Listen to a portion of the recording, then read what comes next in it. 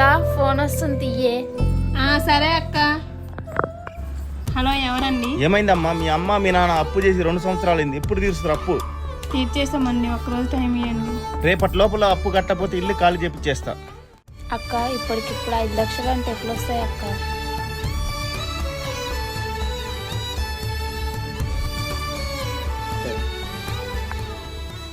సరిపోదు అక్క, ఇంకా 4 లక్షలు కావాలి. ఒకసారి అన్నని అడిగి చూద్దాం. సరే, అడుగుదాం. సరే అక్క, రండి ఇంటికి ఇస్తే డబ్బులు.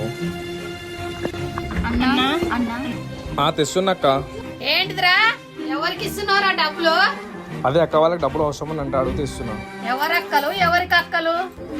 ఈ పైసలు ఇక్కడ ఫస్ట్ నాకు తెలియకుండా 1 రూపాయి వాళ్ళకి ఇచ్చినా బాగోదు.